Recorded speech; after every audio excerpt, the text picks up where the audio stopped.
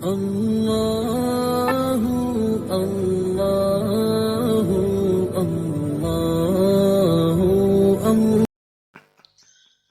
بسم اللہ الرحمن الرحیم۔ الصلاۃ والسلام علیک یا رسول اللہ صلی اللہ تعالی علیہ وسلم۔ فرمانے اولیاء کے باوقار عزت دار سامعین حضرات، السلام علیکم ورحمۃ اللہ وبرکاتہ۔ سرکار تو موجود تھے سنسار سے پہلے، سرکار تو موجود تھے سنسار سے پہلے، سنسار میں کچھ نہ تھا احمد مختار سے پہلے۔ ناظرین حضرات، حضور کریم صلی اللہ تعالی علیہ وسلم کے پیدائش کے تعلق سے چند باتیں آپ لوگوں کے سامنے پیش کرنا چاہتا ہوں، اور حدیث شریف کی روشنی میں اور تمام کتابوں کے حوالے سے، تمام کتابوں کے ذخیروں میں سے چند باتیں آپ لوگوں کے درمیان پیش کرنے کی سعادت حاصل کر رہا ہوں۔ آپ لوگ سماعت فرمائیں۔ اللہ جل شانہ کے نور سے ایک نور اللہ جل شانہ کی مرضی سے جدا ہوتا ہے، اور پھر اللہ کے علم میں ہے کہ پتہ نہیں کتنے ہزار کروڑ برس یا کتنے ہزار ارب برس وہ نور پانی کی طرح بہتا رہا۔ پھر اس کے بعد میں رب کریم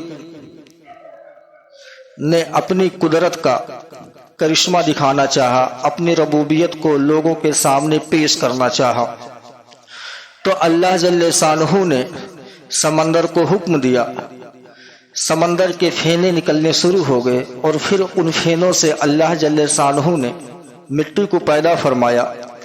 اللہ نے پھر لوح قلم، فرشتے، عرش، کرسی اور پوری دنیا کی کائنات کو اللہ جل شانہ نے اسی نور کے ذرے سے، تھوڑا تھوڑا نور سے اللہ نے پورا تخلیق فرما دیا۔ اور پھر اس کے بعد میں اللہ جل شانہ نے اپنے ربوبیت کو ظاہر کرنا چاہا، تو فرشتے تو اس نور سے پیدا ہو چکے تھے، جنت کو تو بنا ہی دیا گیا تھا، لیکن اللہ جل شانہ حکم فرماتا ہے کہ اے اسرائیل، اے جبرائیل، اے میکائیل، اے اسرافیل، تم میں سے کوئی جائے اور مٹی لے کر آئے۔ حضرت جبرائیل علیہ السلام آتے ہیں زمین پر، اور جب مٹی کو آپ لینا شروع کرتے ہیں، مٹی پوچھتی ہے اے حضرت جبرائیل علیہ السلام، یہ مٹی آپ کس لیے لے کر جا رہے ہیں؟ تو حضرت جبرائیل فرماتے ہیں کہ یہ مٹی ہم لے کر جا رہے ہیں آدم کو بنانے کے لیے۔ تب وہ مٹی، یہ زمین سوال کرتی ہے پھر اس آدم کی فضیلت کیا ہے؟ تو حضرت جبرائیل علیہ السلام قیامت تک کے ہونے والے تمام نیکیاں، تمام خرافاتیں فرما دیتے ہیں کہ ابن آدم جو حضرت آدم کی اولاد ہوگی وہ ایسے گناہ کرے گی، پھر کچھ لوگ جنت میں جائیں گے، پھر کچھ لوگ جہنم میں جائیں گے۔ پھر وہ زمین رونے لگتی ہے، اور حضرت جبرائیل آمین زمین کے رونے کو دیکھتے ہوئے آپ پھر وہاں سے رب کی بارگاہ میں آ جاتے ہیں۔ لیکن اے لوگوں، یہ مت سوچنا کہ یہ اللہ کی نافرمانی ہے، یہ رب کی ایک منشا ہے، یہ رب کی ایک قدرت ہے۔ پھر اللہ جل شانہ کے حکم سے حضرت میکائیل آتے ہیں۔ حضرت میکائیل بھی جب مٹی کو لیتے ہیں تو زمین آپ سے بھی دریافت کرتی ہے، اور آپ بھی وہی باتیں فرماتے ہیں، پھر آپ بھی چلے جاتے ہیں زمین کے روتے ہوئے دیکھ کر۔ پھر آپ کے بعد میں حضرت اسرافیل علیہ السلام آتے ہیں، اور آپ کے ساتھ بھی وہی معاملہ ہوتا ہے۔ پھر آخر میں حضرت عزرائیل علیہ السلام آتے ہیں، اور جب مٹی پھر رونے لگتی ہے، جب آپ اس کو ساری باتیں بتاتے ہیں، تو آپ فرماتے ہیں اے زمین، تو چاہے رو اور چاہے ہنس، مجھے اس سے کوئی فرق نہیں پڑتا ہے، یہ میرے رب کا حکم ہے، اور میں اس مٹی کو تیری زمین سے لے کر اپنے رب کی بارگاہ میں حاضر کروں گا۔ اور حضرت اسرائیل علیہ السلام اس مٹی کو لے کر رب کی بارگاہ میں چلے جاتے ہیں۔ پھر اس مٹی کو وہاں رکھا جاتا ہے، اور رحمت کے پانی سے اللہ جل شانہ اس کو تمام سالوں تک سینچتا رہتا ہے۔ پھر اس مٹی کو وجود بخشا جاتا ہے۔ پھر حضرت آدم علیہ السلام کے پتلے کو تیار کیا جاتا ہے۔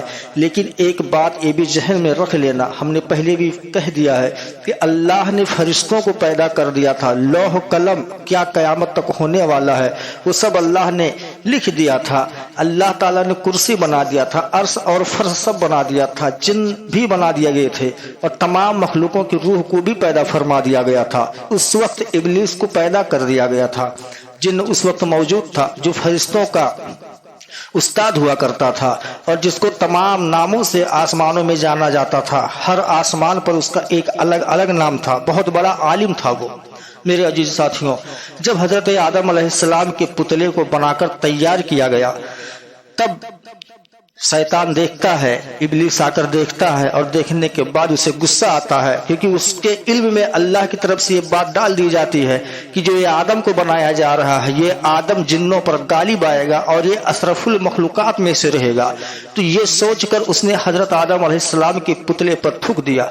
जब उसने हजरत आदम अलैहिस्सलाम के पुतले पर थूका तो अल्लाह जल्ले शानहू ने फरिश्तों को भेजकर और फिर वहां से मिट्टी निकाल दी गई, जो आज इंसानों का नाभ है। उसी जगह पर हजरत आदम अलैहिस्सलाम के पुतले पर शैतान ने थूक दिया था, लेकिन अल्लाह ने उसकी गुस्ताखी को भी माफ फरमा दिया। ऐ मेरे अजीजों, फिर जब हजरत आदम अलैहिस्सलाम के पुतले को तैयार किया गया, इसके पहले फरिश्तों ने सवाल किया, ऐ अल्लाह तू आदम को क्यों बनाना चाहता है? क्या तेरी इबादत के लायक हम नहीं है? क्या तेरी इबादत के लिए काफी हम नहीं है? ऐ अल्लाह हमें क्या कमी है? ऐ अल्लाह हमसे तो कोई गुनाह नहीं होगा, लेकिन जब तू आदम को बनाएगा तो हजरत आदम अलैहिस्सलाम की औलाद गुनाह करेगी। फरिश्तों ने अल्लाह की बारगाह में फरियाद फरमाया, लेकिन अल्लाह ने फरिश्तों से क्या कहा, ऐ फरिश्तों सुनो, जो मेरे इल्म में है वो तुम्हारे इल्म में नहीं है। मैंने तुम्हें जितना बताया तुम उतना ही जानते हो, लेकिन आगे क्या होने वाला है ये मेरी कुदरत उससे बहुत अच्छे तरीके से वाकिफ है। ऐ लोगों, हजरत आदम अलैहिस्सलाम के जब पुतले को तैयार कर दिया गया, अब बारी आती है हजरत आदम अलैहिस्सलाम की रूह को डालने की। हजरत आदम अलैहिस्सलाम के रूह को अल्लाह जल्ले शानहू ने हुक्म दिया, ऐ आदम की रूह तो आदम के जिस्म में दाखिल हो जा। वो रूह आती है और हजरत आदम अलैहिस्सलाम के जिस्म में जब दाखिल होती है तो दाखिल जैसे होती है फिर रूह निकल जाती है। अल्लाह जल्ले शानहू फरमाता है, ऐ आदम की रूह तू बाहर क्यों निकल जा रही है? तो रूह फरमाती है कि ऐ अल्लाह, ऐ रब्बे करीम, हजरत आदम अलैहिस्सलाम के जिस्म में अंधेरा है और अंधेरे में मैं नहीं रह सकती। अल्लाह ने फरमाया, ऐ रूह तू फिर दाखिल हो। रूह फिर जाती है और फिर जब वापस आ जाती है तब अल्लाह फरमाता है, ऐ रूह फिर तू क्यों निकल आई? तो रूह कहती है, ऐ अल्लाह, आदम के पूरे जिस्म के अंदर सिर्फ अंधेरा ही अंधेरा है और अंधेरे में मैं नहीं जा सकती। अल्लाह ने फरमाया, ठहर जा। फिर अल्लाह जल्ले शानहू ने नूरे मुस्तफ़ा सल्लल्लाहु तआला अलैहि वसल्लम के जिस्म के अंदर मुंतकिल कर दिया और फिर रूह को अल्लाह ने फिर हुक्म फरमाया, ऐ रूह तू हजरत आदम अलैहिस्सलाम के जिस्म के अंदर दाखिल हो जा। फिर वो रूह हजरत आदम अलैहिस्सलाम के जिस्म के अंदर जब दाखिल होती है फिर वो रूह निकलती नहीं है। ऐ लोगों, अब जब रूह हजरत आदम अलैहिस्सलाम के जिस्म के अंदर दाखिल होती है और जब रूह अंदर दाखिल हो रही है तो हजरत आदम अलैहिस्सलाम अपने आँख को खोलते हैं। फिर जब रूह आपके आधे जिस्म के अंदर चली जाती है तो हजरत आदम हिलने डुलने लगते हैं और जब वो रूह हजरत आदम के कमर के नीचे जाती है तो हजरत आदम अलैहिस्सलाम चलने की कोशिश करते हैं। अल्लाह जल्ले शानहू कुरान के अंदर इरशाद फरमाता है कि बेशक इंसान उतावला है, इंसान जल्दबाज है।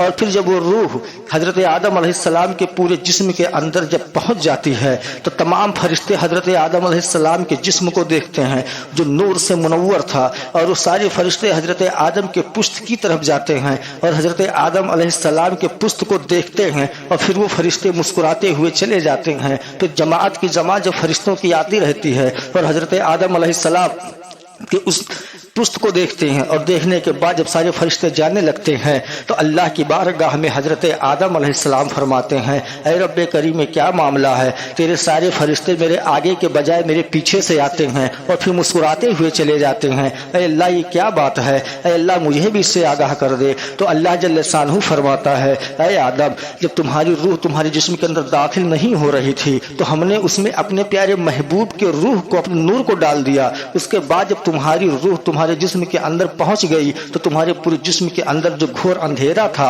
वो नूर से मुनव्वर हो गया, और वो जो नूर है वो तुम्हारे पुस्त में हमने रखा है, और फरिश्ते उसी की ज़ियारत करने जा रहे हैं। अब हजरत आदम अलैहिस्सलाम फरमाते हैं कि ऐ अल्लाह, जिस नूर को तूने मेरे पुस्त में रखा है सब लोग तो देख सकते हैं, लेकिन ऐ अल्लाह मुझे भी दिखा दे कि इतना मुकद्दस नूर जो मेरे पुस्त के अंदर है उसे मैं भी देखना चाहता हूँ, मैं भी उसकी ज़ियारत करना चाहता हूँ। अल्लाह जल्ले शानहू फरमाता है, ऐ आदम अपने दोनों अंगूठों को अपने आगे करो। हजरत आदम अलैहिस्सलाम अपने दोनों हाथों के अंगूठों को अपने आगे करते हैं, और अल्लाह की कुदरत से वो नूर मुस्तफ़ा सल्लल्लाहु तआला अलैहि वसल्लम आपके पुस्त से निकल कर जिस्म के अंदर से होते हुए और आपके दोनों अंगूठों के नाखून में आ जाता है, और जब आपका नाखून जगमगाने लगता है हजरत आदम अपने दोनों अंगूठों को चूमते हैं, और चूमने के बाद में अपने आँखों से लगा लेते हैं और अल्लाह के रसूल सल्लल्लाहु तआला अलैहि वसल्लम पर दरूद शरीफ पढ़ते हैं। ऐ लोगों, एक नुक्ता मैं यहाँ देते चलूँ, हजरत आदम अलैहिस्सलाम वो शख्स हैं कि जिन्होंने हुजूर सल्लल्लाहु तआला अलैहि वसल्लम के नूर को देखकर अपने अंगूठे को सबसे पहले चूमा था। अब चलो आगे बढ़ते हैं।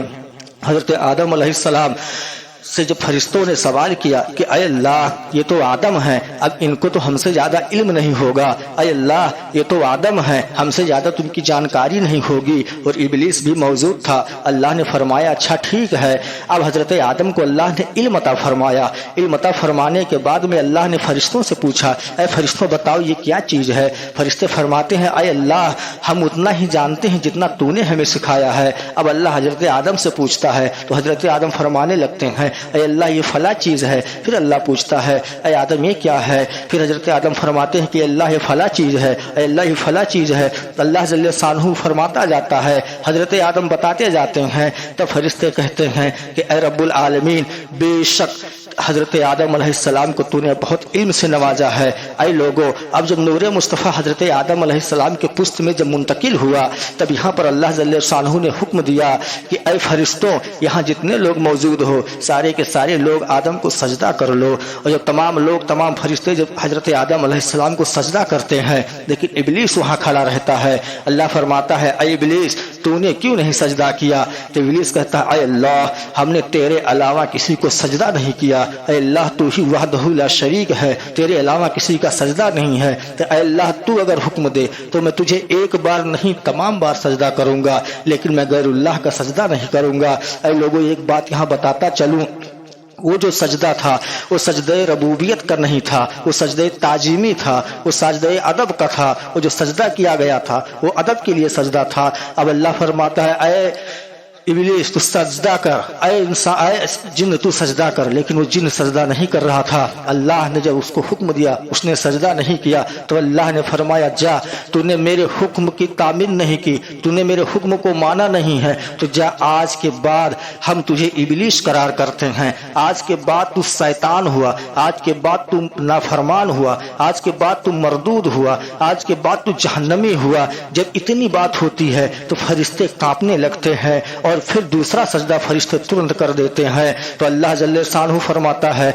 ऐ फरिश्तों ये बताओ, हमने तुम्हें एक सजदे का हुक्म दिया था, लेकिन आज तुमने दो सजदा कैसे कर लिया। तो फरिश्ते फरमाते, ऐ अल्लाह एक सजदा तो तेरे हुक्म का था, और ऐ अल्लाह दूसरा सजदा है ये तेरी फरमा बरदारी का और तेरे शुक्र का है कि हमने तेरी फरमा बरदारी की और तूने हमें इबलीस में से नहीं ठहराया। ऐ अल्लाह हम तेरे शुक्र के लिए दूसरा सजदा करते हैं। ऐ लोगों, अब आगे बढ़ते चलो। हजरत आदम अलैहिस्सलाम के पुतले को तैयार कर दिया गया, सजदे का हुक्म भी दिया गया, नूर मुस्तफ़ा भी मौजूद था, लेकिन इबलीस ने अल्लाह की नाफरमानी की। और आज हम मुसलमान हैं, अल्लाह की कितनी नाफरमानियाँ करते हैं। एक दिन में 5 वक्त की नमाज होती है, तमाम सुन्नतें होती हैं, 3 वाजिब भी, 3 रकात की वाजिब भी है, तमाम नफिले भी है। हम लोग एक सजदे का इनकार करते हैं, लेकिन अल्लाह हमें मरदूद करार नहीं करता। अल्लाह बार बार इंतजार करता है कि मेरा बंदा तौबा करेगा, मेरी तरफ रुजू करेगा और हम इसे माफ कर देंगे। ऐ लोगों, आगे का जो वीडियो है, आगे का जो